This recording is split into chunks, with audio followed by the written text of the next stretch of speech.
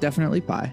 I think so. I started asking the question because my wife is cake and I'm pie. Oh, wow. And so it's like a little bit of like keeping track of just what the general consensus is.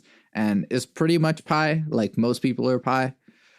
But even the people on the cake camp have some valid points, or at least just preferential points, you know? But pies have more natural ingredients in them. And, you know, they're more whole natural ingredients. Like if you have a pie, you're going to see slices of apple or slices of peaches or blueberries or whatever. But with a cake, it may put like a few on top, but then like you cut into it and it's just nothing but like sugar and bread. And this, I don't know, this is kind of boring.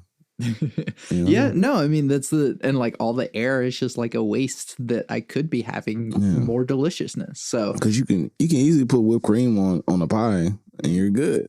Yeah. But I mean, I had someone say that like, I don't like cooked fruit. And I'm like, you know what? That's a valid preference. I can't argue with that. That person might be a supervillain. I don't know. No, she was great. Great opera singer, actually. But like supervillain. Supervillains do tend to love opera music. I don't know what that. Every supervillain I know, they always listen to some opera or something. Like sitting over like a big city and stuff with like a drink in their hand. Time to take over the world. You know?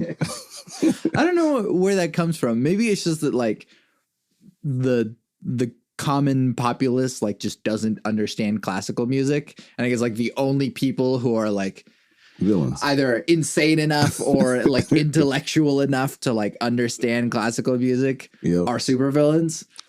I mean, I enjoy classical music too, so I might be a potential supervillain. just maybe I might get there. Well, the thing is, so I mean, I studied classical music for a couple of years before going into production, and I get it. Like, I understand it. Well, no, that's not true. I also studied even more classical music for my master's, but I think that classical music is both misunderstood and too far up its own ass to be understood. Absolutely. Yeah. Well, it's not even necessarily the music. It's the people, a lot of the critics that enjoy the music, they go into too much of a sophisticated mindset and you forget that music is an expression. Mm-hmm. It doesn't have to be shaped or formed this way. The same people who truly enjoy creating classical music should also enjoy hip hop, rock, all these different other forms of music. If you ask really any music connoisseur, they're going to enjoy all these different genres and stuff because they don't really see a genre. Yeah, it's just like a hodgepodge of music expression. And then, but you didn't have those snob critics who's like, oh, classical music is a sophisticated and superior music form. I'm like, man, sit down, bro. Like, no one cares about that. Like, at the end of the day, you're gonna like what you're gonna like. And you know, there's certain tones and melodies and stuff that hits in all genres of music, and a lot of them require sophistication to understand music theory and stuff. So it's just like, man, it's just like the equivalent of wine tasters and saying like, oh, this one's a superior taste, and this one's like, come on, bro, you don't know the difference. This one has 2 more zeros in front of it, therefore. Like, get out of here with that, man. Like, and I mean, I think the other thing is like what constitutes just art in general. So, I mean, regardless of what you think of rap music, like To Pimp a Butterfly is a work of art. Facts. And so it doesn't matter who or what you are. You listen to that thing and be like, man, there is some real legitimate artistic merit here. Audibly, I mean, you can literally just really enjoy it. It's just sonically, it just comes together. And it's just a beautiful sound. Yeah. It's a beautiful sound orchestra in your head. All the pieces go together so well. And you can tell you really took some serious time working on the arrangement of the entire project. It's beautiful. But also imagine if 300 years from now, there's people still playing To Pimp a Butterfly as like the standard.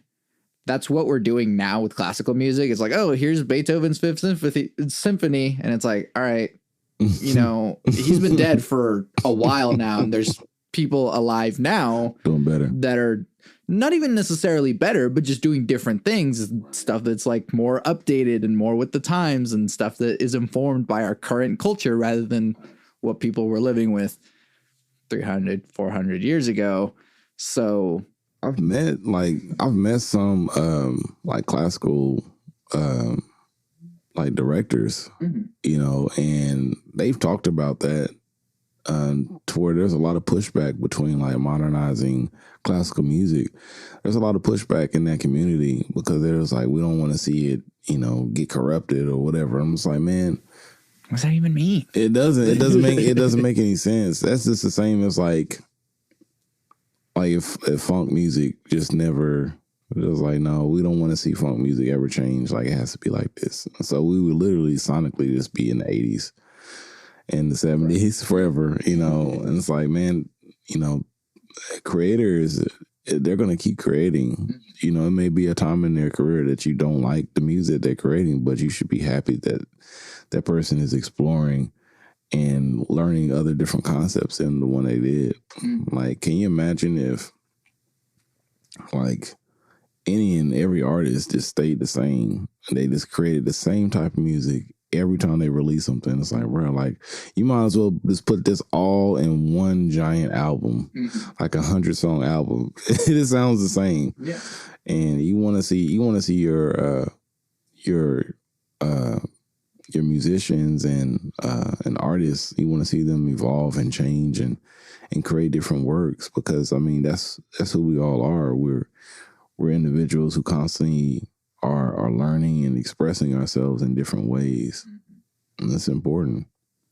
All of my favorite artists are ones that have radically different albums. Every time they put something out, it's, you know, we've had different experiences and like all these different sounds are in here because this is what we were jamming to at the time. And so like everything changes. So I'd rather listen to a completely different art or album from different artists rather than just, hey, will you give me more of that?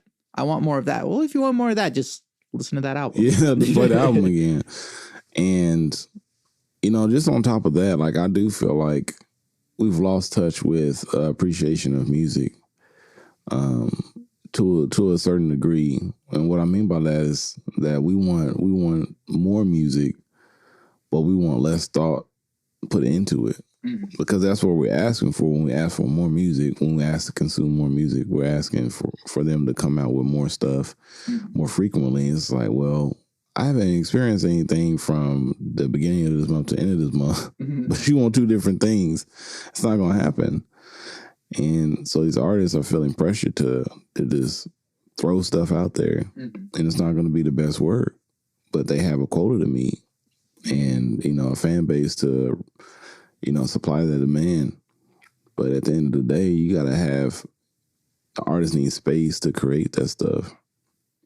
And it takes time to like hone it and make it sound as good as it, or write the best stuff that, like, I mean, yeah, you're gonna take time to like, I don't like this one word in this verse, and I'm trying to just like tweak every little thing to make sure that what I put out is good for, you know, something that maybe someone's gonna play the first 30 seconds of and go skip. Right. And it's so much pressure, especially to like, as an indie artist, that's probably one of the hardest things to do right now, is to get started right now, because it's just tough. Like, trying to expose yourself on like Spotify or Apple Music or SoundCloud or whatever. If you don't already have like 5.6 million followers or whatever, and you coming onto a new platform, you're just going to get walked over immediately.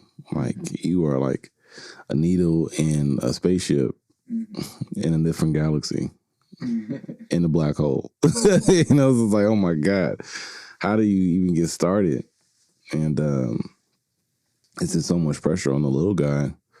because, you know, they're basing what the little guy's supposed to do off of what the mainstream people are doing. And it's unrealistic for anyone, because you have a lot of these mainstream artists, they buy songs because they don't have time to write all these songs. They're just buying a whole bunch of songs, and they spend the weekend picking out which ones they like. It's like, I like this one, I like that one, I like this one. And if it works for them, they're going to keep using that, you know, that type of songs and stuff, because they can't keep up.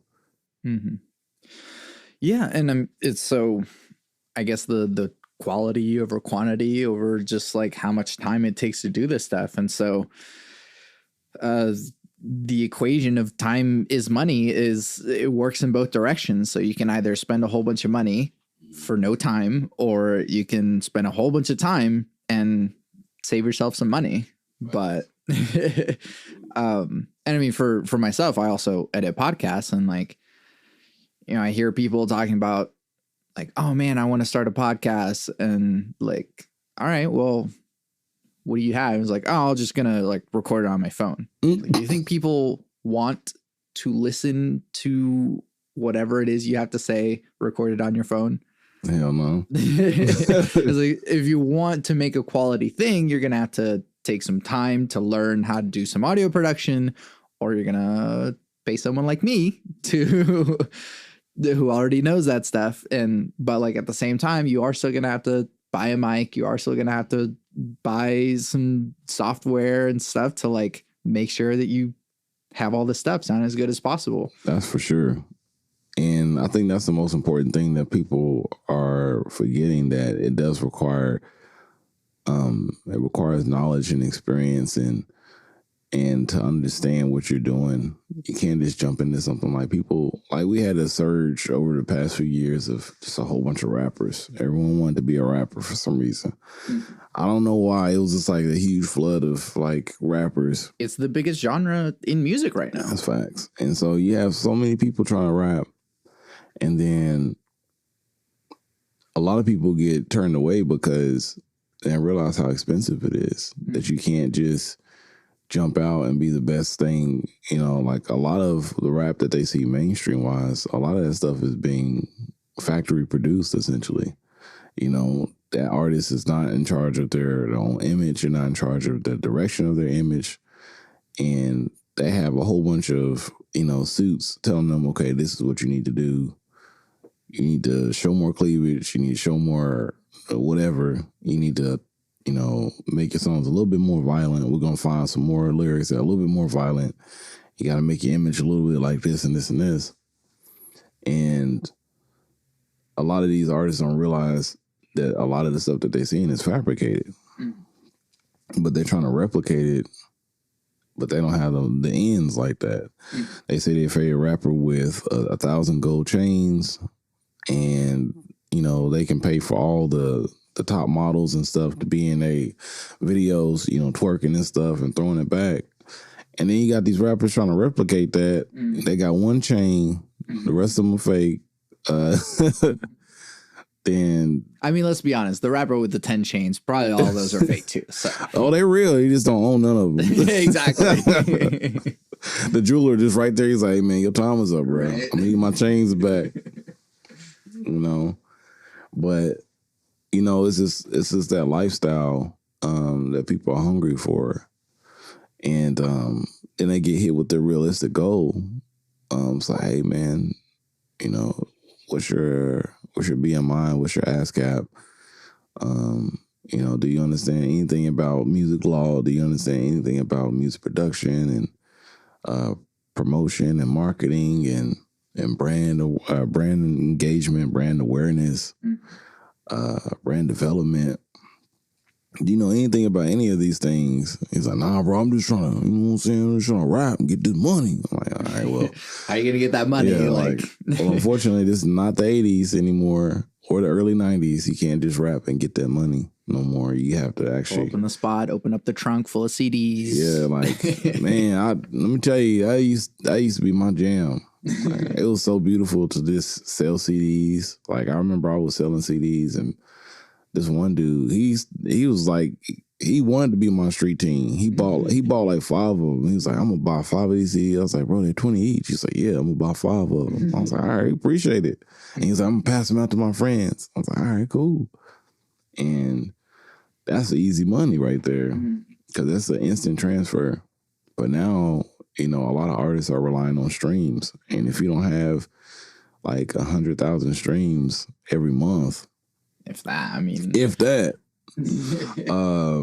which is 100,000 streams every month would be equivalent to like a part-time job.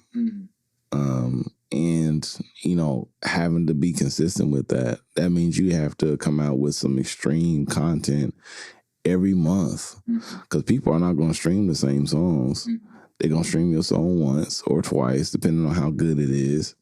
And then they're going to want something else because they have access to all this stuff. They're paying, what, $20 or something a month for Spotify, or $8 or whatever.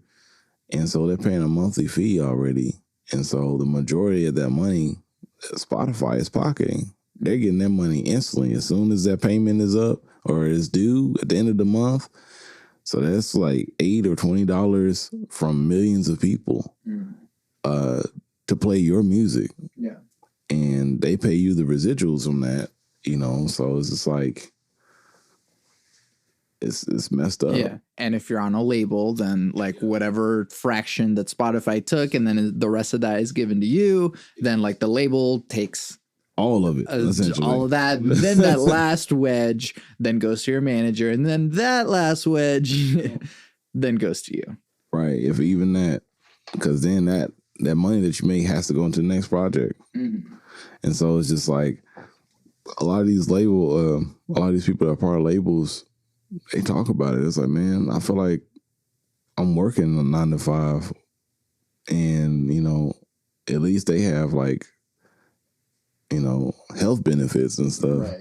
It's like me, I'm just, you know, I look like a superstar, but I'm broke. You know, everything you own is sponsored by your label. So you got to make your label happy, and that's a scary place to be. Yeah. Well, I mean, but at least like we're broke and we own all our stuff. Like, so if it hits at some point, then at least it's ours, you know? So if for whatever reason your album goes viral, then at least it's all going to you instead of going into some label that takes a huge fraction of it. So they'll take all your money, and they try to, unless you have to, what people have to understand is like, and able to get a good deal with a label, you have to be, it's kind of like if you're trying to get a girlfriend or boyfriend, you got to seem like you don't need them to want them to be attracted to you, you know? And that's how labels see you. If you already have like 30 to 50,000 followers that are dedicated to your channel and that listen to your stuff, that stream your stuff, even having like I said, like 50,000 followers, if they all buy your stuff, that's 50,000 people purchasing, you know, a $5 shirt or whatever, and you're making a lot of money. Yeah. And so they're looking for people that are already making a profit, because the label in itself, essentially, even the ideology of a label is failing. And so they're trying to survive. So they're trying to make quick bucks, quick turnaround money. So they're trying to get someone that's talking about which and whatever, you know, little chicken wing and little potato wedge. You know, they want to make sure that they're getting those guys to talk about whatever, and so they can get that money. And once they get as much money from you, they get that hit from you. It's like, all right, man, appreciate it. I'm like, wait, what? I'm like, come on, man, I could do some more songs. Like, nah, man, contract is up. We already got little large fries coming up, man. Right. But what about little potato wedge, man? Like, yeah, but you old, man. You old now. You had your time. The meme went dead, so it's whatever. Yep. And so they jump on the newest, hottest thing.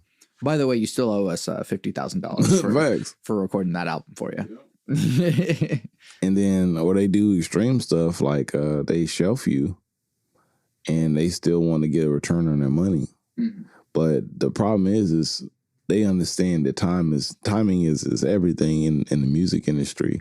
So if you were like a running trend and you get shelved and you can't release another project or whatever, by the time you release something else out, it's already something else that's already caught people's attention. And so your stuff is coming out and it doesn't do as well as the last one. So now you're forced to like grind extra hard, whether or not you're like selling all your merch or you're touring and stuff. You're not touring for you, for your benefit. You're touring to pay off a debt. And that's when it becomes like a prison almost. Yeah. Like you're kind of trapped in this contract. But at least to not be as bleak is that we are able to make our own stuff and build a more dedicated following rather than like a mass audience. That's the difference with like the indie aesthetic is like, sure, you have those people that like, if you have, let's say 100,000 followers and just 10,000 of them buy your stuff, like that's awesome. Like that's more than even if just 1,000 like buy your stuff, that's more than you need. So like all you really need is 1,000 dedicated people that like no matter what you put out, they're like, I'm in, give me that.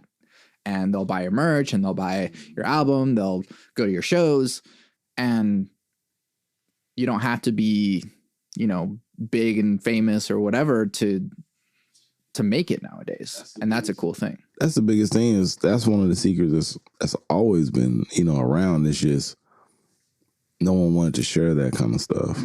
But now it's more accessible because people can do a lot of the stuff at their home. You know, you used to have to, you know, pay a lot of money and stuff to go to a studio. But if you have the know-how, you can have your own studio set up and create tracks at home and record your verses at home and stuff, and maybe send it out to get mastered or whatever. But now you have more control over your work and stuff. And really, we have more of an advantage over than the people that's, you know, been in this music industry for a long time, because we're not relying on a lot of people. We can do a lot of that stuff ourselves, even with connecting with, venues and all that kind of stuff. And it just really helps, you know, because now the venues can directly speak with the artist, and you can make more profit that way. But, you know, like you say, on the good side, even if having like a contract, if you have a good contract, there's still possible to have a good contract to where the artist is benefiting more from that deal. You just have to have the right skill set and just the right know-how to finesse. The best thing would be to do is to get a good music lawyer. You know, at least just for like advice or anything of that nature, you know, just get a consultation, you know, just to see how things are negotiated. Because at the end of the day, if you're bringing a significant amount of finances and stuff, and you want to take it to the next level, a label is important to have, because they're going to have access to all those mediums already, and so that speeds up the process, and which is something you need, especially if that song is hot. You want to make sure that it's getting the maximum exposure, and you can't do that by yourself 9 times out of 10. And so working with maybe an indie label or any label that's attached to a major label can help you with distribution, can help you with getting more, you know, exposure to these other countries or doing shows in other countries and stuff. I think that's the most important thing, is understanding what works best for you as an artist. Yeah. The other kind of weird thing is that payola is still a thing. Big time. And I mean, people don't really talk about it, but like every artist that, you know, you hear on the radio, it's because they paid to be on the radio. It's supposed to be illegal, but like, a lot of things are supposed to be illegal, but it's exactly like, you know. So the best way to get around that is because there are other people who don't succumb to that, and working around those things um, can be easily done, especially in now time, because back in the day, it used to be more heavily relied on gatekeepers. Like if you didn't know the DJ at the radio station, you ain't getting your music played, you know. But now there's more access to DJs. There's more access to alternative vlogs and magazine companies and all that stuff. Like there's so many different alternatives you can get around a lot of those gatekeepers and stuff now. So it's just the more knowledge you have about the field that you're in, the better the results are going to be for you. Yeah. And I mean, the cool thing about the indie scene is that everyone is trying to help each other. I mean, I guess I don't mess with anyone who is like trying to push anyone else down, but like I feel like the community is really like everyone is trying to help each other. Everyone is trying to raise each other up. Everyone, you know, tries to know all the different people and like, oh, you don't know this person? Let me introduce you. And like, and for the music industry being so heavily network based, like it really is basically just, who do you know? That's big facts. And I definitely agree with the indie crowd working with each other. I think it's I mean, because you're always going to have people who are trying to pull people down because, you know, they're not dedicated, they're not working. But, you know, you have those true entrepreneurs, the people who are really striving to create something. And I think that's what's really important. And one thing I try to tell some of my friends that are also in music, especially in the hip hop scene, is to not rely so heavily on trying to get other artists to come to your shows, but try to get fans to come to your shows. Right. Like that's what's really important. If that artist is a fan of your music, then that's kudos. But don't get mad because I'm not showing up to your show. Mm-hmm. I'm like, bro, I have 5 other shows I have to do. Like, I don't have time to come to your show. That doesn't mean I don't support you. But I feel like as artists, there's more beneficial ways for us to support each other. Like exchanging of services. Like if I know a dope producer, the best thing I can do is to give him clients. And so me being one of those clients is to pay him good, promote his work and stuff, and get his name out there, and then get other businesses to mess with him. That's the best way I can collab with him versus let me try to collab with the dude so I can get it for free. You know, and that's some of the mindsets out there. But, you know, the best way I found is, you know, working and networking with other people, like other artists and hip hop artists. Is some that I may not do collaborations with, but I'll book you for a show. Yeah. You know, and I think that's important, is to have that networking of artists and of people together, and we learn each other's strengths and weaknesses. You know, just because I turn you down for a collaboration doesn't mean I don't want to work with you. It's just our music doesn't align with each other, and it wouldn't be beneficial for neither one of our brands to try to work together like that. Right. But you do have a unique sound, and I would love to have you at this next show I do. Right. Yeah. And we can both make money. Mm-hmm. But, you know, people get in their feelings sometimes, and they get emotional, and they react instead of thinking. And that's when you have the egos and all that kind of stuff. And that stuff gets, you know, put in the back burner when you have people who are dedicated to really work with artists and to want to help each other out. Yeah. There is a really double-edged sword with ego. I was talking to my brother about this, that like someone like Kanye wouldn't be making the stuff that he is without that level of ego. Like, because a big part of it is just how much he believes in himself. Yeah. And also just a manic episode. But like, I don't know if, because it's something that I deal with all the time. It's like, am I worth your time to listen to? Like, there's so much stuff that people want to listen to all the time, and am I worth your time? But it's like, yes, I am. And so it's like, at what point do I have to kind of have a little bit of Kanye in there to be like, no, I'm the shit. You should listen to me. I think that's extremely important. I guess what I mean as far as ego is how you treat other artists and how you treat other people. It's kind of like y'all going to work at the same job, and you guys have the same position, but this person is treating you different because they feel like they're better than you. And I think that's where the issues come in. And like I always tell some of the people in the music industry, it's like, hey man, like you can keep all your stage banter, but say that for the stage and your fans. Like, I don't care. You know, when you're networking with other artists, don't come in with your posse. Like, we're not impressed by that stuff. Like, we're all artists trying to, at the end of the day, trying to grind and get to a certain point. You know, at the end of the day, it's about business. And I don't care how many chains you got on. I don't care how many women that's walking with you. I don't. Like, that's not relevant to me. Like, okay, how many numbers are you pushing out for your streams? Yeah. That's what's important, you know. 5? Like, well, I have 1,000, so you're doing something wrong. Maybe you need to spend more money on your marketing instead of on hiring these girls to walk around you. But, you know, I think that's the most important part.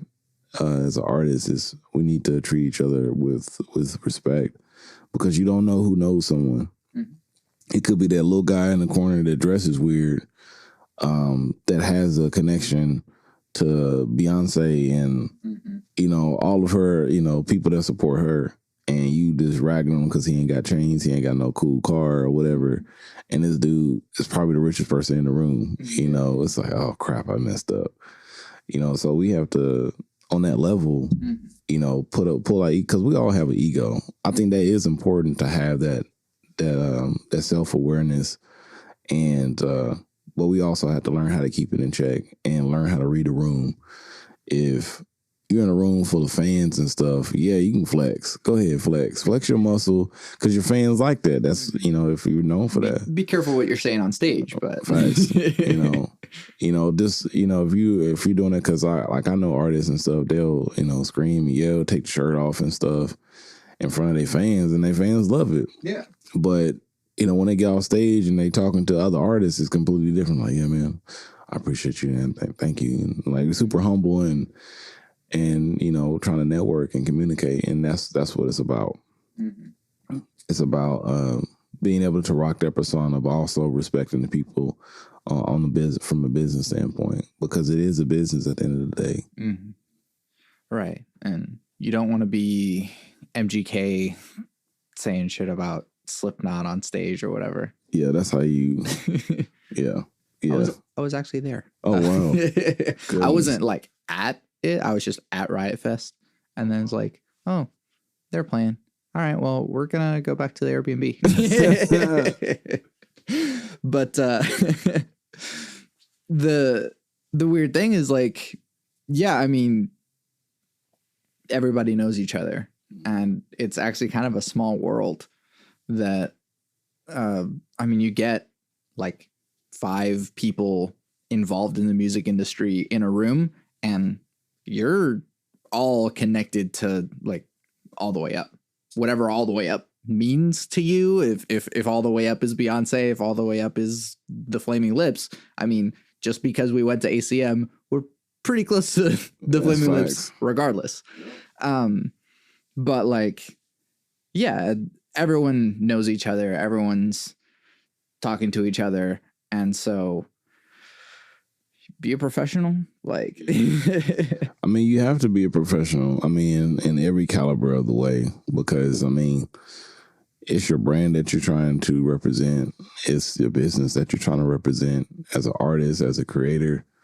So when you go into a room, like I said, just be able to read the room. And if it's a room full of kickback, you kick back and relax and not focus so much on anything else. But if it's a room full of suits and the people are potential investors and stuff, you might want to come in with a little bit more respect and talk business with them. And so you just got to understand where you at, and, you know, learn how to maneuver a situation like that. Yeah. It's a tough thing also because I hate playing that game. It sucks. And that's where it also comes into where I mean, I don't have a manager. I want a manager just so that I can have someone playing that game for me because I don't like playing it. And I think one of the most important things I learned as an artist was understanding your limits and what you can do, what you can't do. And it's just like any business, you learn your skills and find out what you can do, what you can actually do, and what you can't do. And then you hire people for those positions that are really good at them. It's like, hey, man, I can't really talk to these people. Can you do that for me? I was like, yeah, I got you. And, you know, if you're terrible with flyers or terrible with marketing, get a marketing expert. If you don't know how to reach out to people for investors and stuff, find a PR, you know, find someone that's going to, you know, get those opportunities to you. And it's just a very important part to like find your foundation of what you can do physically and what you can't do.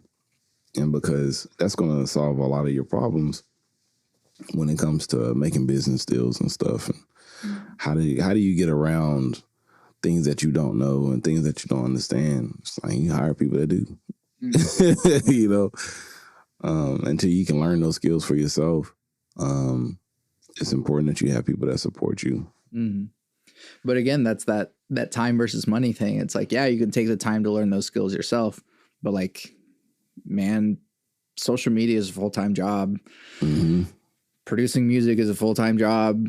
Like booking shows is a full-time job. Like all this stuff is a lot of work. And if you want to like do all these things all the time, you can only stretch yourself so thin. That's facts. Because you're trying to be an artist, a marketing expert, a business person, a brand representative. Like you, it's so much that an artist has to do. And so it's important to be able to delegate those things. And that's why I think it was one of the guys, he was hitting me up on Facebook and he was like, man, like I'm trying to be a rapper and all that kind of stuff. And I asked him, I was like, would you spend $5,000 on yourself for music? He's like, $5,000? I was like, yeah, would you just spend $5,000? He was like, man, that's a lot. I don't know. I was like, well, if you can't even spend $5,000 on yourself, you're not gonna be able to make it in the music. Yeah. Because $5,000 is nothing. And in this industry is nothing. It's nothing. And, you know, that's just, you know, maybe for, you know, getting your merch, getting your website, getting the sound equipment that you need, maybe getting a decent camera or something to take with you and stuff. Have one of your friends hold the camera and while you rapping or whatever. Just getting the small stuff, getting things established. If you're not willing to invest time and money into yourself, then this is not the work for you. Man, I feel like being an artist of any caliber, whether you're a photographer or a painter or a rapper or a singer or whatever, we have some of the most expensive things that are required for our jobs. Like it's just extremely difficult to start off. Like you have to have a big investment to want to do any of these things. I mean, hell, even just being like if you're a guitar, if you're a guitarist, like you have to hustle. You can't just be in one band. You got to be in multiple bands now to make money. You know, if that's what you want to do full time. And this is extremely difficult. Just trying to go out there and be something like that. And then also still have the time to like practice and like learn your stuff. Because, I mean, speaking of being a professional, nobody likes someone who shows up to the rehearsal and it's like, what are we playing? It's like, well, dude, man, what am I hiring you for? What? Oh, man. So I mean, yeah, it's work. I mean, it's kind of funny whenever you were like, "Are you willing to spend 5,000 on yourself?" And I like asked myself, I'm like, "Oh shit, am I willing to spend $5,000 on myself?" And I just thought, "Oh yeah, I already did." Yeah. Oh yeah. That was me looking over at all of my studio equipment. Right. Well over $5,000. Yeah. But you know, that's just an interesting thing. It's like people starting out, they don't think that all that stuff is required because they so used to seeing TV or seeing the other friends try to do it, and it seems like it's just easy to get involved. Just getting up on stage and rapping some stuff, saying words that rhyme. They freestyle, and the freestyle is dope. They got a few people that's like, "Oh man, you dope, man. You need to be doing this. I'll buy your music." And you know, they get their song on SoundCloud, and I think they did something. I was like, but as an artist, you have to play chess. Mm-hmm. You have to think 2 steps ahead all the time. It's like, okay, you release that song. What's the follow up? Mm-hmm. You know, are you going to release another song? You're going to release a project. Okay, before you release a project, how are you going to hype that up? Mm-hmm. What brands are you going to collaborate to get the money that you need to put together a decent show, to have a hot DJ there, to have a celebrity there that you need, a local celebrity, people that people know. How are you going to get people in the door? What venue are you going to find? How much is that going to cost? Are they available? What's the weather like? Did someone release a project that's just like you? Like he was like, I don't know. And these things you have to write down. You have to map those things out. You have to map out your release dates and your deadlines and the graphics and how that's going to correlate with the content that you release and afterwards. How are you going to connect these things together? Are you going to do interviews? Are you going to go tour? Or what are you going to do? And, you know, a lot of people think that it's just like, I'm just going to release a song and have all my friends share it. And that's what's going to happen. Mm-hmm. It's like, okay, that's cool. You got 50 friends that wanted to share your music. Congratulations, you got 50 plays. Yeah. But maybe. Yeah, maybe, yeah. But worst case scenario, let's say you have 1,000 people that want to play your music, you know, but you don't have a return on your investment. So you spend all this money on getting all your friends to share your music, so you got 1,000 plays, but that's it. Right. You don't have any follow up. You don't come Spotify with a check for like $1. Yeah, like congratulations, you made 10 cents. But on top of that, you didn't have a listening party. You didn't connect with any DJs or other producers or other managers or A&Rs or any of that. You didn't connect with any of those things. You didn't send your music out to any blog or vlog or any of these things to further expand your music. You just release it to your friends, and that's it. Mm-hmm. And that's all you have. And you're wondering, it's like, dang, man. So now I got to come up with something else. Like, yeah, now you got to come up with something else because you only have 1,000 fans, and they're not going to continue to come back. Like, you have to continue to explore and to get different people. It's when you have like an interchangeable amount of fans that are always listening to your music and stuff. You're going to have those diehard fans that are going to share your music. And that's very natural and very organic. And that's organic growth. But I try to warn a lot of my friends that are in the music industry to not like overly promote their music, because the reason is no one really wants to support someone who is trying to push their own stuff. Mm-hmm. You got to have a team that's going to push your music for you, because that's how we consume other music. You just got to think about it from that direction. Like, J. Cole doesn't personally call you and say, "Hey man, can you check out my new song?" I mean, we would do it because, you know, he's J. Cole, but at a point in time before we knew who he was, if he did that, we still wouldn't know who he was. Mm-hmm. But you hear from your friend, from your homie, like, "Hey man, check out this new song." Like, "Oh, for real?" Mm-hmm. And you check it out. But, you know, a lot of artists make the mistake of overly promoting themselves and trying to push their own brand when it has to be from a third person perspective, and able to get people to really support you. Yeah.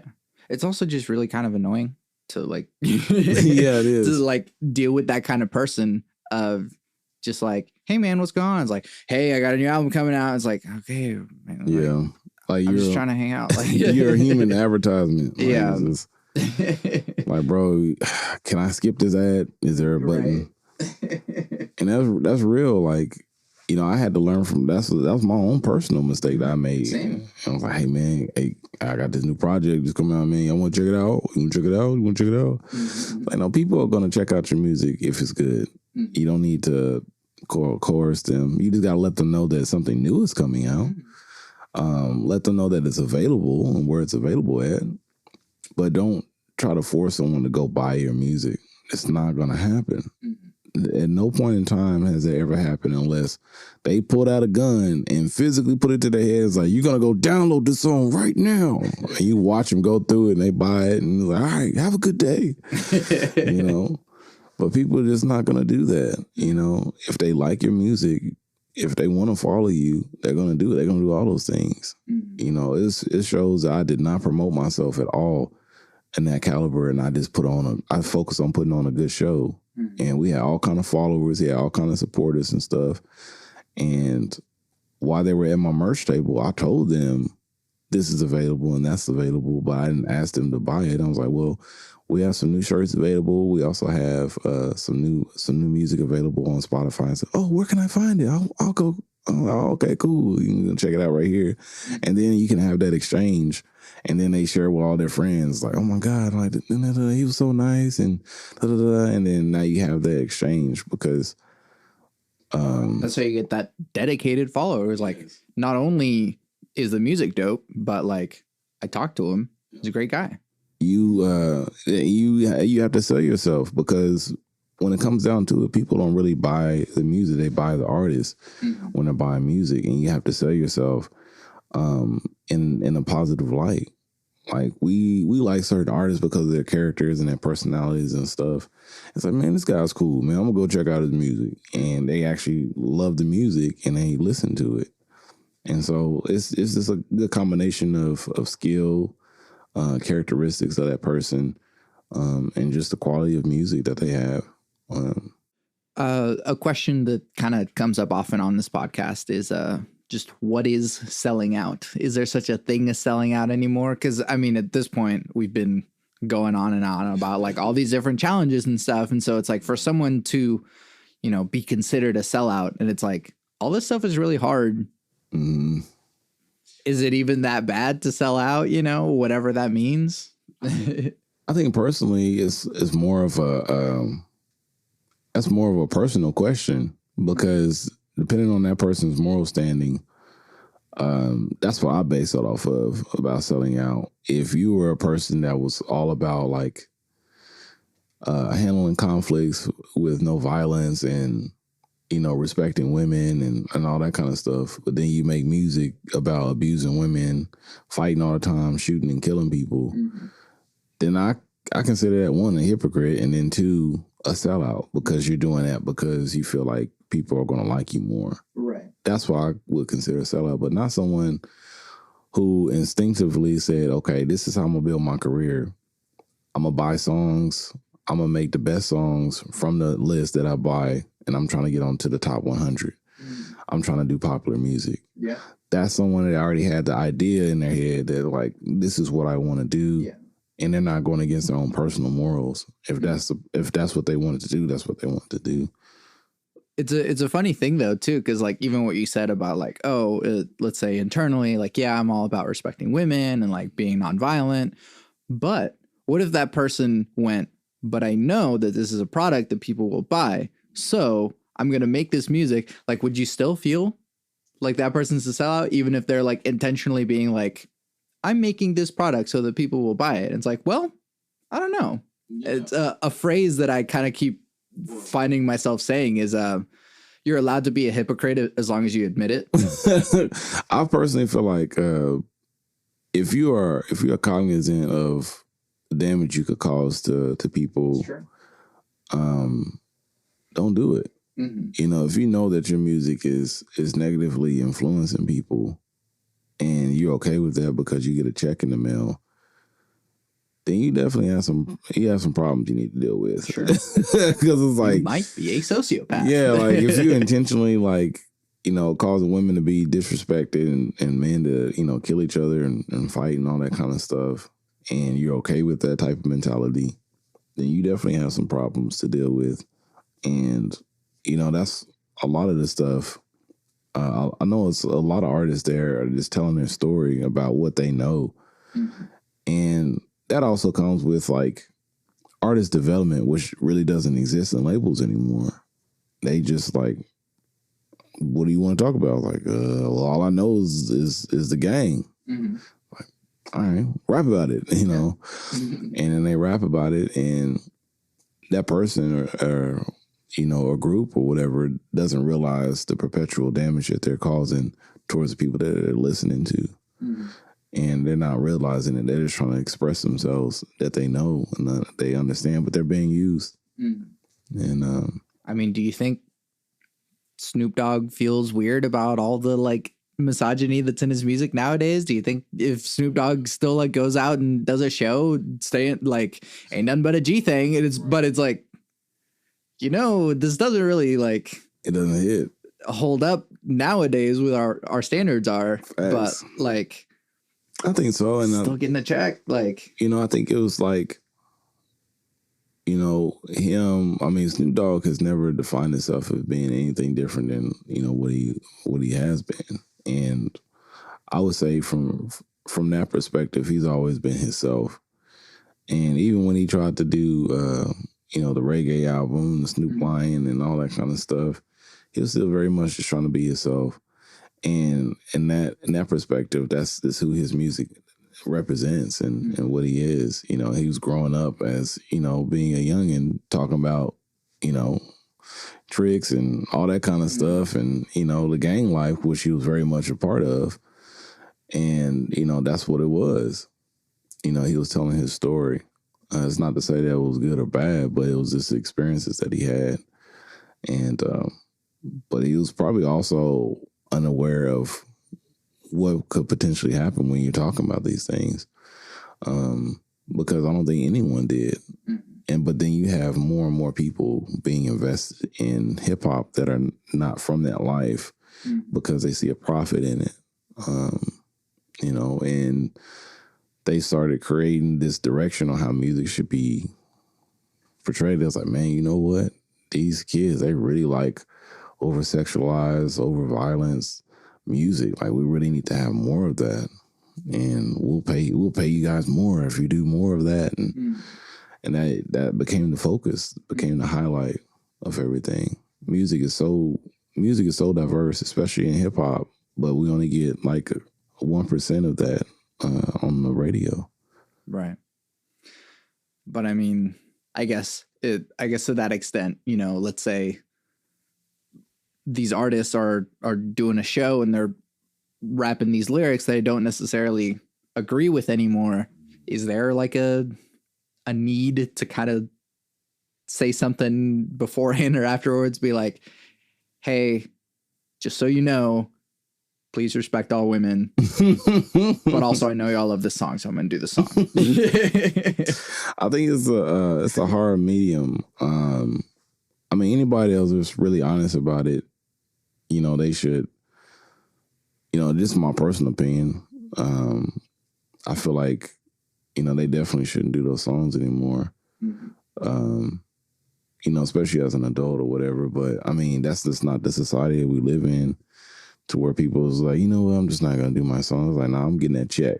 And unfortunately, that's how this world is being created and crafted. As even with like nowadays, you know, everyone has become accustomed to the violence and just over sexualization of anyone, man or woman, you know, and we've grown used to that type of music,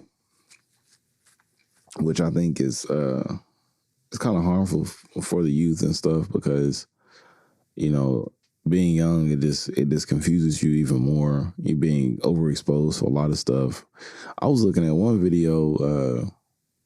It popped up on YouTube. Nicki Minaj, she was pretty much naked, and I was like, oh my god! Like, I was thinking about this. I was like, man, if I was a kid around this time watching music videos and that came up, like, I'm just like, boobies, you know, when it's like this little kid. And you get over sexualized super early in your life. And, we need to be focusing on just, learning how to treat people respectfully, learn how to discipline yourself and, study in school, whatever you're doing. But it needs to be productive. And that's just counterproductive. You trying to think about trying to get with a woman. And I'm like, bro, like, you're only 16, man. Like, sit down, bro. Like, chill out. What you gonna do with a woman? Yeah, but I mean, and that's the weird thing of like the diversity that comes from music. And it's like Nicki Minaj is able to do that herself. And she, it's not like she's unaware. Oh, yeah. That like, definitely what? People are trying to over sexualize me. I was just expressing myself and my body. Right. Like, well, yeah. Right. And I think that's the important thing is, I feel like some of these things are counterproductive. Like, just from my personal perspective, it's like, being over like the toxic masculinity and the toxic feminine is very much a bad thing on both sides. Like, men being toxic and women being toxic as well. And instead of addressing those issues, we say either or. It's like, no, men, or no, it's women that's the problem. No, it's men that's the problem. We need to address both of those issues. And the kids are suffering from both of those things. Yeah. Because you have these dudes that are growing up thinking that they can be overly aggressive and that's how you be a man. And then you have women thinking that, well, in order for me to get this guy to notice me, then I need to throw it back or something. It's like, no, you don't need to do any of that stuff. You can just be who you are as an individual. Just learn how to respect people, and people are going to appreciate you for that. Right. That's it. But Flo, nuance is dead.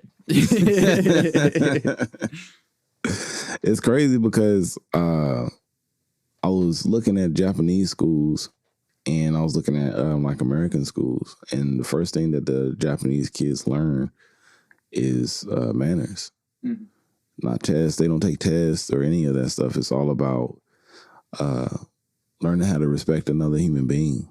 If they're struggling, you should help them if you have the ability to, not because you know them, they're your friend, but just because there's a person in need.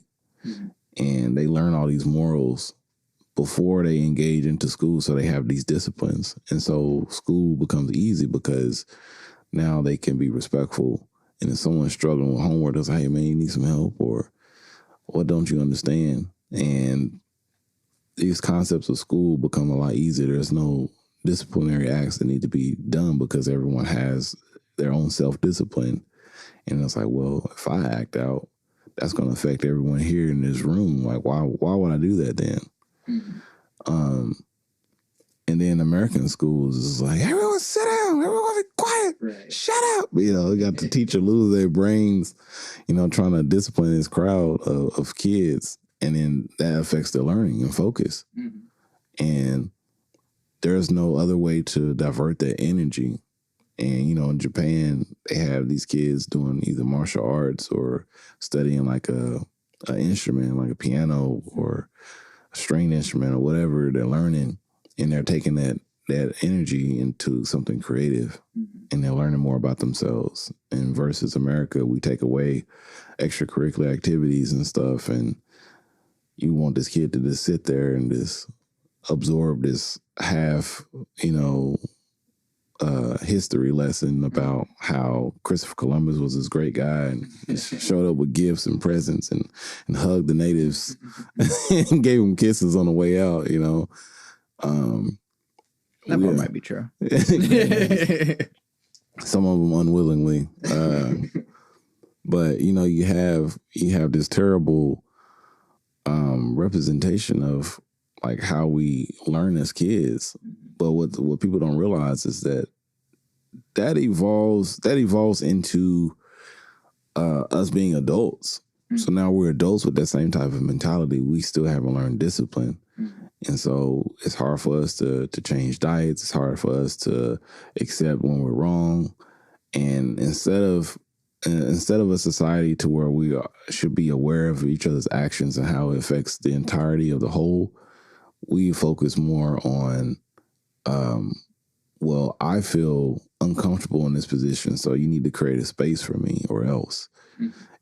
So instead of saying, hey, this person probably needs to work on their health, they're overweight and they're not eating healthy, we say, no, we just need to make a space where they feel safe. I was like, well, they're going to die because they're eating terrible, all the greasy foods, their heart is pumping more blood than it can handle, and so they're going to have heart failure, have high cholesterol, diabetes, and get their leg chopped off. And it's like, right. Well, yeah, we're so individualistic that we're not thinking about how to make healthy things available for everyone or make healthy things affordable for everyone, or like, because I mean, yeah, sometimes like people don't have a choice. And so I mean, even going back to like just what are we showing these kids, it's like if we don't give them the option, if we don't like give a kid that's growing up in the hood the options, like you don't have to like go into the gang, you can like work hard in school and like get a scholarship, go to college, and like you don't have to. And even on top of that is creating an atmosphere to where a gang has to be present. Like originally, like the Bloods and the Crips, were community members in the neighborhood to where they would protect their neighborhood, because you would have cops patrolling the area, making sure that a lot of the minorities don't leave that neighborhood, so they are protecting property. And a lot of people don't understand that's what a police role is they protect property. And that's how they were created in America, with rounding up slaves and making sure they didn't leave the plantation. And taking that same, mental understanding to the neighborhoods and stuff, to where that type of atmosphere gets created and stuff. And to create this mindset in which we have to leave the hood, so to speak, to have a better life. It's just all been, created into that atmosphere. But understanding that on a more of a psychological standpoint, it creates a certain mindset in which we feel like we can't accept anything else, because this is all we know. It's all we understand. Those things are not for us. We have that type of mentality instead of saying like, man, I can access any of these things and do whatever I want. I can flip this neighborhood and turn it into something that's better. We can open up a park and we can, have a street cleaning and just clean up the roads and stuff. Because I mean, you take any human being and you put them in just a terrible living condition. You got cramped, like apartments and stuff where you're like wall to wall and it's filthy, everything. That's going to affect your mood over time. Yeah. And you're going to start becoming the area, and you're frustrated, you're yelling because one of your neighbors is losing his mind. He's drinking all the time, yelling and keeping you awake at night. Yeah. You can hear them screaming at each other through the walls. Shut up. And fights and stuff happen, and violence is going to be, because humans are not meant to be confined like that. Nothing is meant to be confined like that. If we're a living, breathing organism, we need space to roam, essentially, to be around and to get around and stuff. But, our society creates this type of this mentality in which, there's different ways to, to have an acceptance in this world, and not to say that everything that we're learning in school or whatever is damaging towards the brain, but it also leaves little room for creativity. They don't teach you how to be an entrepreneur in high school. They don't teach you how to understand taxes and credit and all of these things that is going to be, detrimental towards you as an adult coming into America. How to create a job or how to create a business. It's just like, you're going to work. That's what you're going to do. You're going to go to school. You're going to go to college. You're going to learn whatever you need to learn. And then you're going to go work for a guy that never went to college, but owns like 5 different houses. So it's just like understanding that and kind of re-educating yourself is where the discipline takes part. And it's really important that we learn how to discipline ourselves. And so many of my friends that we had conversations, and they always talk about eating healthy or learning something that can help them. They're just like, I just be so tired. I just don't feel like doing it. Or they're just like, I just never just really want to sit down. And it's like we lack the discipline because it's never, if it wasn't taught in like at home, then we don't necessarily have that type of mentality because the schools don't offer discipline to that degree.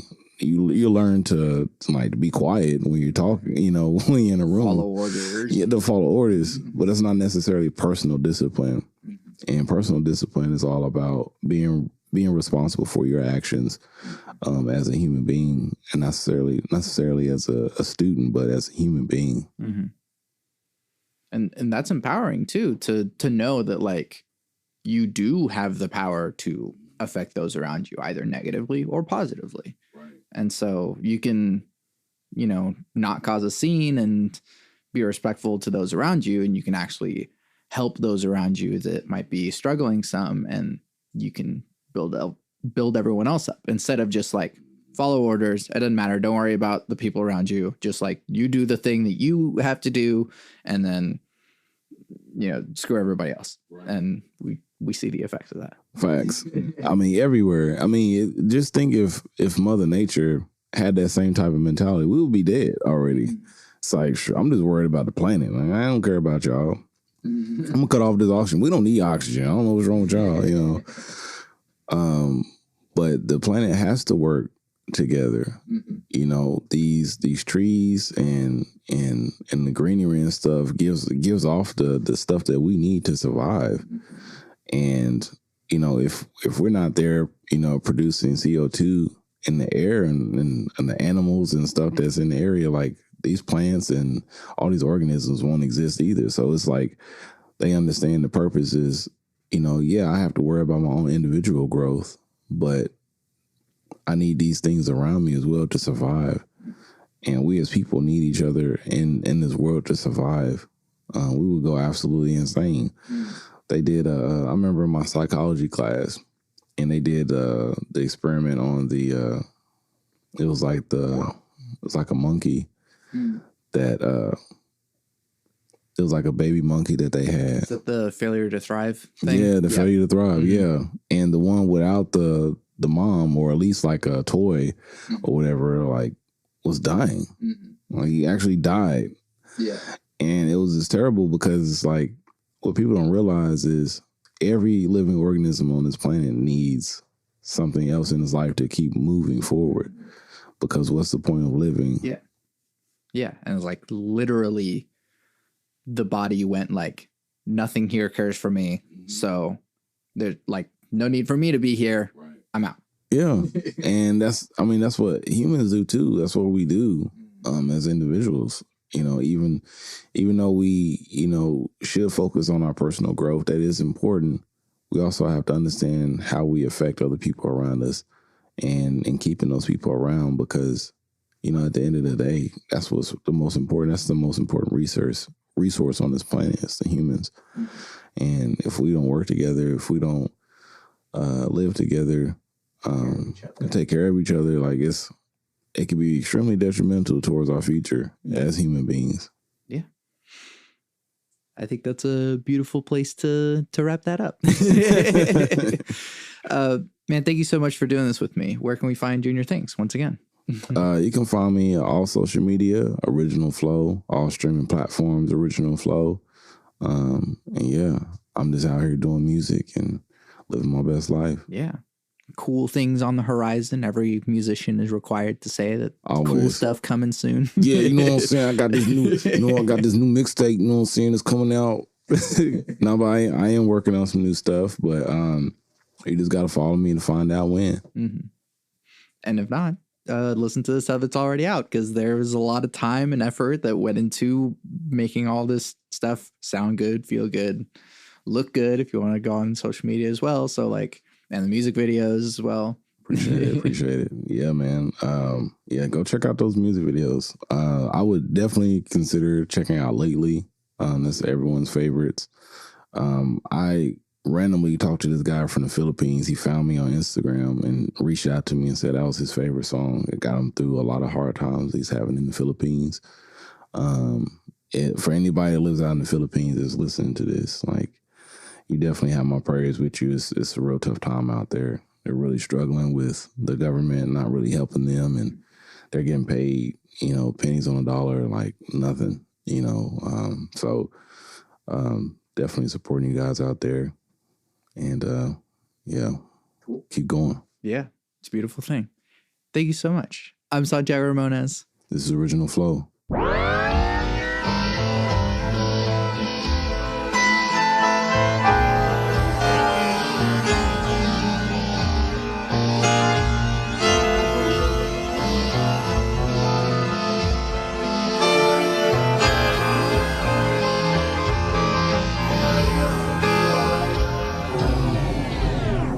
Up and away, I'm dumbstruck in a maze, numbed up to the face that summed up my day. I just can't escape, I wanna leave this place. This life is giving me chase, am I losing this race? I know I'm not accepted, being black is holding weapons. Guess I should've got protection, I speak, you don't respect it. Every week I feel rejected, closing off I got perfected.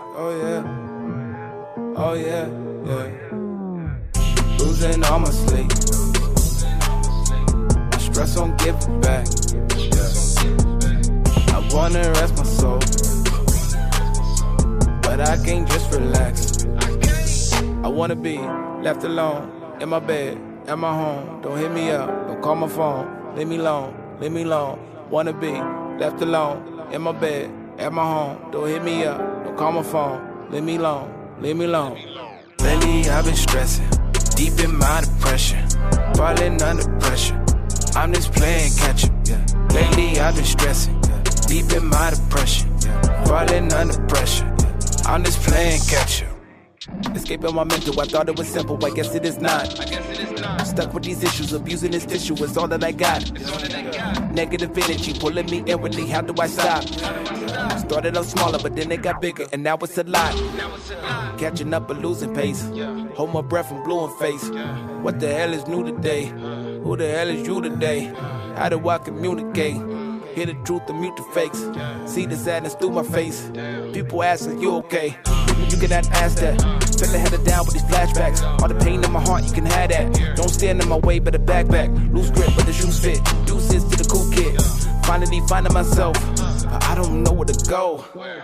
I wanna be left alone, in my bed, at my home. Don't hit me up, don't call my phone. Leave me alone. Wanna be left alone, in my bed, at my home. Don't hit me up, don't call my phone. Leave me alone. Lately I've been stressing, deep in my depression, falling under pressure. I'm just playing catch up. Lately I've been stressing, deep in my depression, falling under pressure. I'm just playing catch up.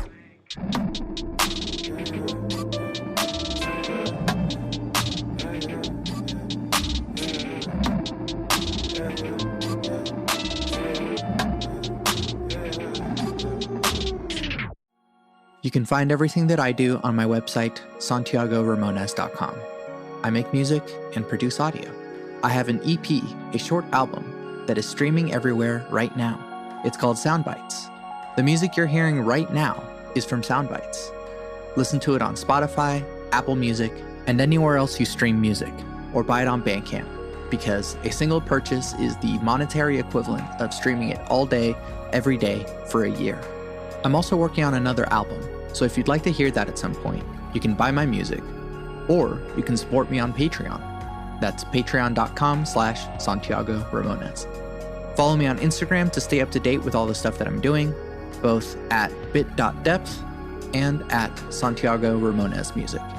There's also a Discord server in which we discuss deep topics from the podcast, but it's also a community of beautiful human beings. Go to santiagoramones.com/Discord to join. If you like the podcast, leave comments on social media, leave reviews by saying how much you like the podcast, and tell your friends about it. I really couldn't be doing this without you, and I am so very grateful to continue doing Bit Depth for this long. Thank you so much for listening to and supporting Bit Depth. I always end the podcast with my 3 things. They shape my life philosophy. Love never fails. It's going to be okay. I might be wrong.